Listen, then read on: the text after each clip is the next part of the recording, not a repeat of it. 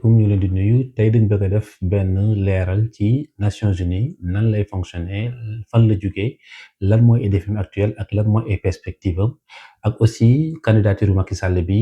quels sont les enjeux pour l'Afrique wala boog sax pour Sénégal ñu leeral ko Sénégalais yi ndax gis nañ ne position yu bari am na ci te malheureusement ñenn ñi dañuy yóbbu ñenn ci njuumte ñu leeral ko bu ci nekk sans prendre position politique ku ci nekk am ci benn jàngat wala benn vision personnelle. fi ñuy commencé mooy lan mooy Nations Unies ak fan la commencé avant dafa amoon lu ñuy wooyee la première guerre mondiale mu amoon diggante 14 ba 18 1914 1918 def ay jéey yu baree bari ci àdduna bi loolu weesoo ci la ñuy créer la Société des Nations ou la SDN avec comme mandat mu promouvoir la stabilité et la sécurité à travers le monde fexe ba jàmm mën a am ci àdduna bi. ñu dox ba 1939 deuxième guerre mondiale am ñu gis ne kon SDN boobu dafa faillir ci mission am wala boog li ñu ko dénkoon xëy na matewu ko 1945 nag bi deuxième guerre mondiale bi jeexee ñu mbooloo réew yi dajaloo waat jël SDN boobu dooleel ko xool erreur yi nga xam ne defoon nañ ko ñu fexe ko moytandiku ci lañu créer l'organisation des Nations Unies au fil du temps nag ci at yi ni ñuy demee am na yeneen organisation wala yeneen organes yu ñëw adossé wu ci ginnaaw Nations Unies kon ne ci dem Nations Unies nag mu ngi composé wu de 193 pays réew ñoo ci bokk am ñaari ñoo xam ne dañuy nekk ay rôle observateur mën nañ ci lim lu mel ne Palestine bi loolu amee nag ñu jox ko comme mission principale mu promouvoir stabilité jàmm sécurité à travers le monde léegi nag am nay organes yu nekk ci biir Nations Unies pour mën a mener mission mën nañ ci lim le Conseil de sécurité des Nations Unies mën nañ ci lim le secrétariat général mën nañ ci lim aussi l'administration am na aussi conseil économique et social am na aussi les institutions financières yi ñu woowee les institutions de Bretton Woods ñu mën cee lim FMI moom du bu la xati Sénégal yaakaar naa Sénégal ñëpp xam nañ FMI léegi am na aussi banque mondiale ku ci ne am mission bu ñu la dénk mu nekk looy mëne FMI moom mission am dafa nekk ci conseil ak assistance financière pour état yi nga xam ne dañoo nekk situation bu difficile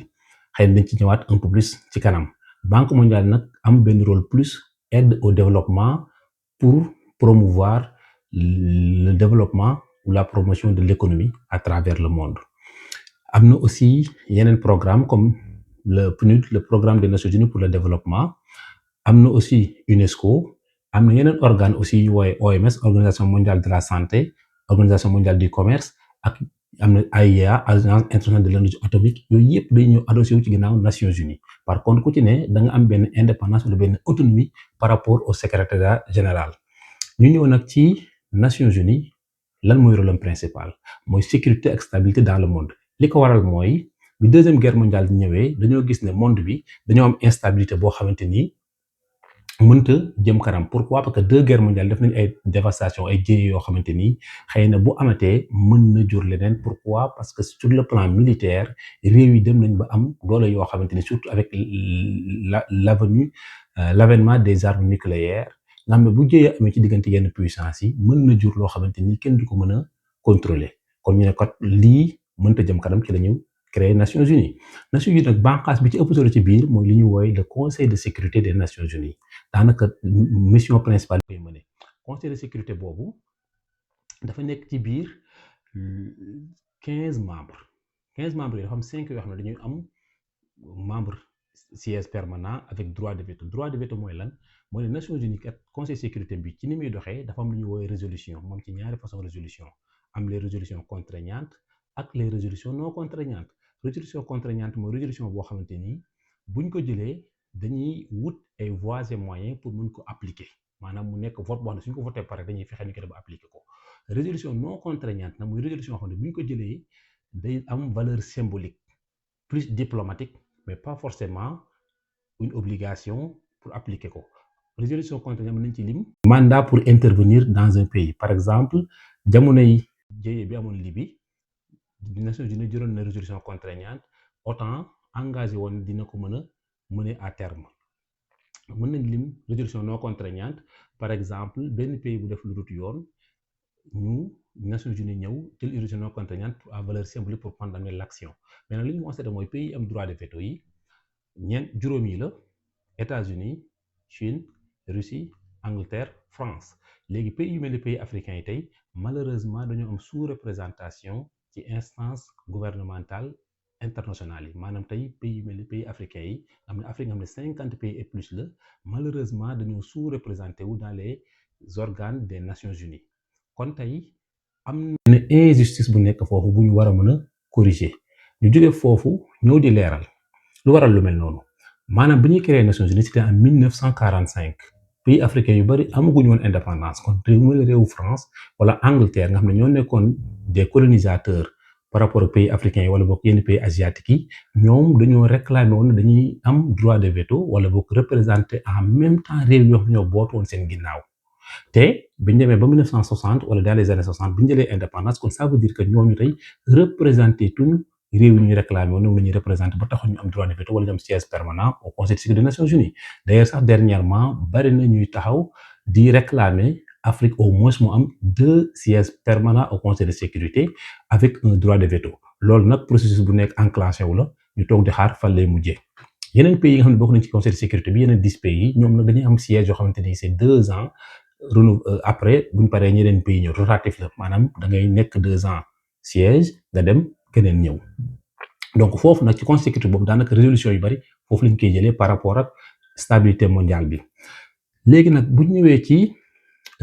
secrétariat général des Nations Unies ak ñi koy aspirer pour nekk ko mën nañ ci lim Raphaël Grossi mi nga xam ne moom moo diriger présentement agence internationale de l'énergie atomique nekk d'origine argentine moom nag am na benn caractéristique bu xaw a am doole pourquoi parce que dafa nekk koo xam ne dafa diriger AIEA pendant plusieurs années souvent sax bu ñu xoolee jamono yi 2015 bi nga xamante ni Barack Obama amoon na entente wala boog accord sur le nucléaire iranien AIEA lañ joxoon mission moom mun di def contrôle yi au niveau des installations nucléaires iraniennes pour mun a assurer ne Iran mi ngi respecter niveau d'enrichissement iranien bi ñu ko chartaloon ñu gis ne aussi ci guerre Ukraine bi AIEA nekk na au devant de la scène ci négociations yi pourquoi parce que le centrale nucléaire de Zaporijjie en même temps aussi ci conflit diggante Iran ak Israël ak États-Unis jamono ji AIEA nekk na au devant de la scène pourquoi parce que dafa bëri ay installations nucléaires yu nekk Iran ñu war a protéger pour éviter jëye nucléaire am foofu kon AIEA tey Raphaël Grossi mi nga xam ne moo ko dirigé peut-être am na benn cadre bu dëgër te aussi am na benn rôle bu intéressant bu muy jouer wala bu important bu muy jouer au niveau international sur des interventions sur des crises kon ça veut dire que moom am na benn carnet d'adresse bu nekk un peu en avance beneen concurrent bi mooy Michelle Bachelet mi nga xam ne moo nekkoon ancienne présidente bu Chili moom nag par contre dafay dem ak benn peut-être benn handicap mooy ne la plupart des républicains aux États-Unis ànduñu ak moom pourquoi parce que moom dafay promouvoir li ñu wooyee valeur LGBT yi borom ñaari tur yi comme Sénégal temps yi moom dafa nekk ne débat la fa en même temps aussi dafa nekkoon ki nga xam ne daanaka moo légaliser l'avortement Chili te loolu nag dafa nekk ci dafa yàgg xeex pour avortement bi loolu nag dafa nekk li nga xam ne conservateurs yi d'accord ñu ci au niveau des États-Unis mooy les républicains deuxièmement la Russie et la Chine moom mosuñu d'accord ci lu mel noonu parce que pourquoi ils ont tendance conservateur donc ñoom conservatrice donc ñoom xëy na ànduñu ci lu mel noonu moo tax moom danañ jaaxal trop dëkk yu mel ni Russie wala Chine jàppale ko ci jour vote bi léegi nag ku mel ne Macky Sall tey nga xam ne dafa jàppaye ko Sénégal li ñu baaxoo xam nag mooy képp kuy candidat ce pays mooy porter sa candidature pourquoi parce que selon la charte des Nations Unies réew mu nekk réew mooy présenter un candidat sartuñ nga nag mu nekk sam réew waaye sur le plan symbolique wala sur le plan diplomatique sa réew porté la ba pare sur le plan diplomatique bu def benn pushing diplomatique pour mën la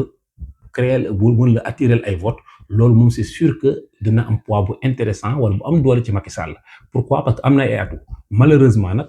li ñu constaté mooy état Sénégal dañu am benn mutisme par rapport ak candidature am loolu nag ku ci ne mën nga ci jàngat ndax loolu la waroon demee wala leneen noonu waaye li ñu xam mooy un état war na am une position claire peu importe la situation wala le sujet moom ci une position affichée et claire au moins communiquer ci de façon sans équivoque bu nekk xam fi état bi féete peu importe la position nag ku ci ne nag am nga liberté wu analyser ko nu mu la neexee ñu ñëw ci défi yi nga xam ne Nations Unies am na ko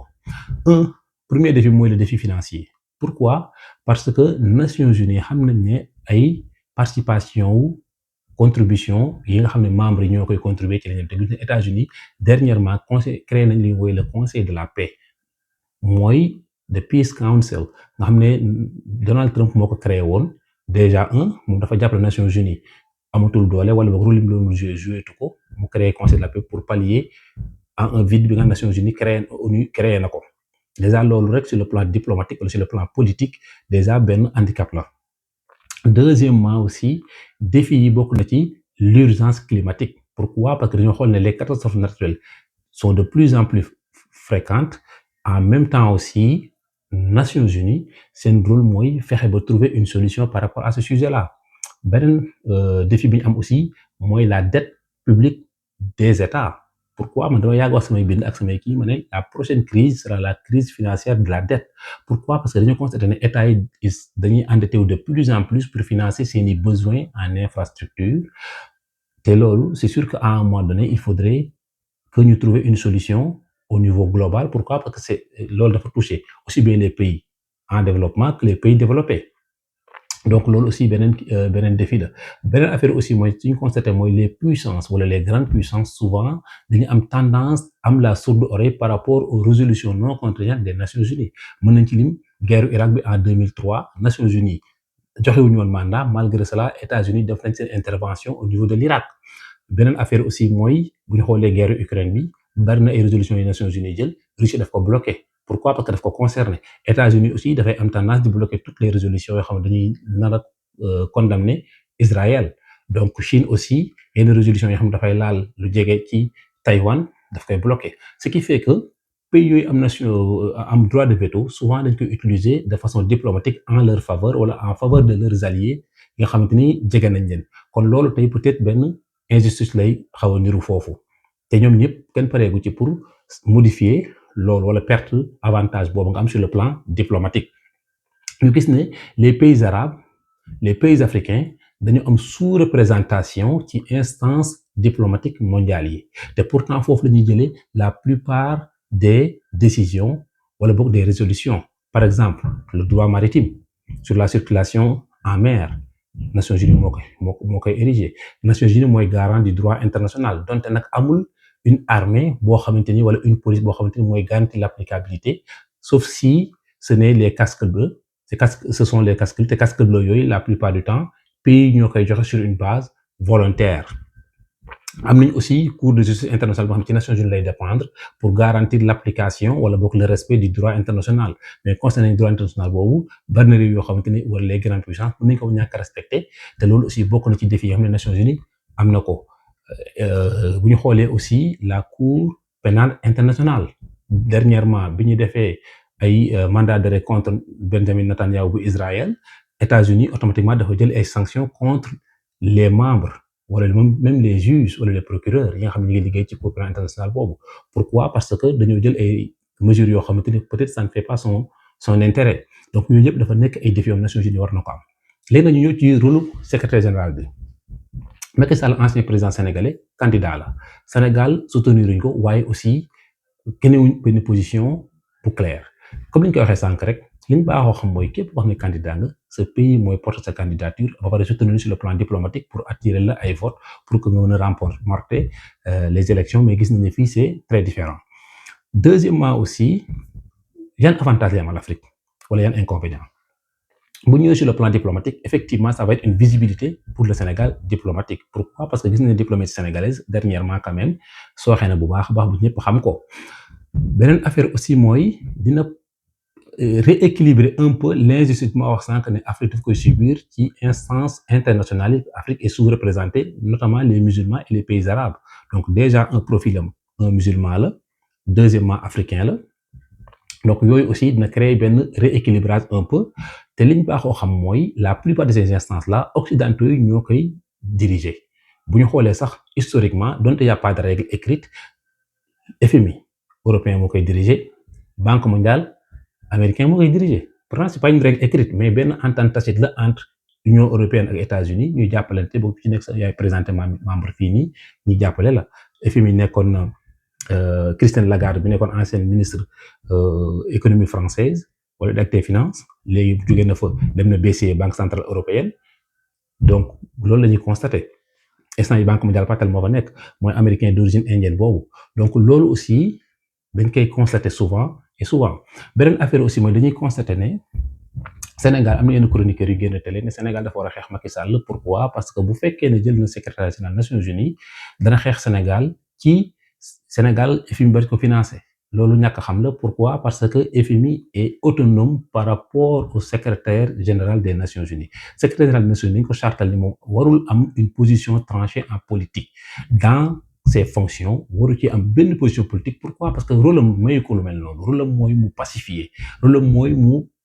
fexe ba incarner la paix, prévenir les crises, te bu crise demee ba am mu jouer un rôle de médiateur. te ñu constaté ne dernièrement bi fa Guterres nekkee Nations Unies dafa am perte de vitesse. Pourquoi? Parce que y a des crises internationales Nations Unies rôle bi mu waroon jouer dëgg jouer wu ko. Donc on a vu que Antonio Guterres est beaucoup plus moom moo gën a porter rôle secrétaire général réellement comparé ak Ban Ki-moon wala boog Kofi Annan wala boog ses prédécesseurs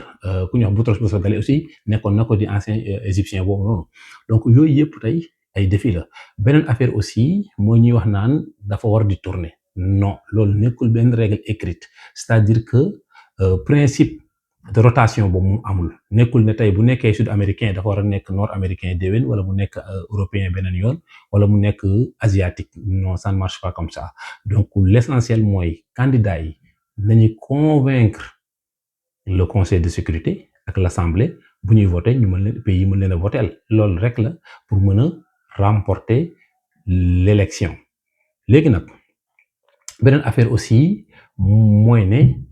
au-delà de l'aspect représentativité de l'Afrique sur le plan géopolitique aussi Nations Unies am benn poids 10 bu ñuy jouer ci la résolution des conflits te gis nañ ni Afrique aussi dafa nekk en proie à plusieurs conflits. Beneen affaire aussi mooy ne beaucoup d'autres mesures, par exemple les mesures sur l'aviation civile internationale Nations Unies daf fi am wàll, les mesures sur le droit maritime, le droit international, donc le programme alimentaire mondial. Donc yooyu yëpp dafa nekk des choses qui sont directement reliées aux Nations Unies te mu nekk ay défis yoo xamante ni pratiquement Afrique daf ko concerner directement. Donc am une vision wala boog une position africaine au niveau de la table des négociations wala la table des décisions, c'est sûr que ça pourrait être bénéfique. Ça ne veut pas dire que nag Macky Sall fa demee day défendre intérêt Afrique directement. Non, parce que dafa war a tëdd njaaxaanaay. moo koy jël du ko jël nag loolu moom l'avenir nous le dira. Mais quoi qu'il en soit yii yëpp dafa nekk ay yoo xamante ni lu jar a bàyyi xel la ndax enjeu yi dafa dépasser Sénégal wala parti politique APR ak Pastef. C'est des enjeux qui sont au niveau mondial. Donc il faudrait ñu am benn recul pour mën a gis toute la sphère wala boog toute la forêt, ne pas se focaliser seulement sur un arbre. Loolu c'est très important aussi. Beneen affaire aussi li ñu constaté te mu nekk lu déplorable mooy les scènes de violence yi ñu constaté lors de l'audition de Macky Sall bi nga xam ne amoon na il y a 2 jours. Ay sénégalais partisans maanaam waa APR ak ay sénégalais opposants maanaam ñi far Pastef dem New York di fa def ay scènes de violence. Pour man ça c'est mal représenter le Sénégal. Mën nañ nekk en désaccord mais dans la sérénité et dans le respect mutuel. Pour man nit bu xasee ba génn réew dafa war a nekk un diplomate wala un représentant wala un ambassadeur pour son pays te l'image qu'on donne est très très importante. Pourquoi? Parce que image boobu day def le tour des réseaux sociaux, dafay def le tour des médias à travers le monde, donc dafay donner une image négative de notre pays. te pourquoi jaru ko? Parce que Macky Sall n'est pas la seule personne boo xam ne dafay jàll ci audition yi, n'est pas la seule personne boo xam ne dafay jàll ci audition ayant des gens qui sont contre lui et des gens qui sont pour lui. Mais ces divergences-là doivent se régler d'une autre façon ou d'une autre manière, mais pas dans des scènes de violence. Donc li ñuy constater daal mooy en résumé Nations Unies rôle am mooy stabilité, prévenir les guerres, faire de sorte que les pays puissent collaborer dans la sérénité, en même temps favoriser non seulement la paix, mais aussi une émergence économique à travers le monde. Te crise yi nekk ci kanamam nag bari na, il y a la crise de la dette, il y a la crise de l'urgence climatique, il y a la crise financière donc wala économique qui se profile ak conflit Ukraine bi. Il y a aussi le choc des puissances parce que le monde mi ngi quitter l'hégémonie américaine pour dem ci un monde multipolaire, ce qui veut dire que de plus en plus on va voir des possibles mésentente entre le sud global et les pays occidentaux. Et il y a d'autres organisations ou d'autres organes qui commencent à émerger, comme les BRICS, di concurrence G7 wala le G20, yooyu yëpp yu jar a bàyyi xel la. Donc des pays comme les pays africains, oui, Nations Unies mën na amal impact ci ñoom ci fonctionnement bi, mais aussi il faudrait pas que ñu dépendre ci wala bu ñu jàpp ne suñu avenir organes yooyu ñoo koy yor. Bien vrai que nañ ci am wàll dañu war a jouer pleinement notre rôle, mais il faudrait pas que ñu sous-traiter suñu développement wala suñu planification économique yi jàpp ne dafa war a jóger de l'extérieur. Il faudrait toujours pays africains yi xam ne seen développement, seen émergence ci ñoom lay jóge ci seeni planification ci seeni projet la ci seeni organisation lay jóge, mais pas forcément de l'extérieur. Bien vrai que nag am nañ ci wàll dañu war a jouer suñu rôle pleinement, ne serait-ce que sur le plan diplomatique, sur le plan géopolitique, et aussi faire de sorte que Afrique puisse donner sa voix sur toutes les décisions à l'international, que l'opinion africaine puisse être entendue. Donc lii moo nekkoon waxtaan bi.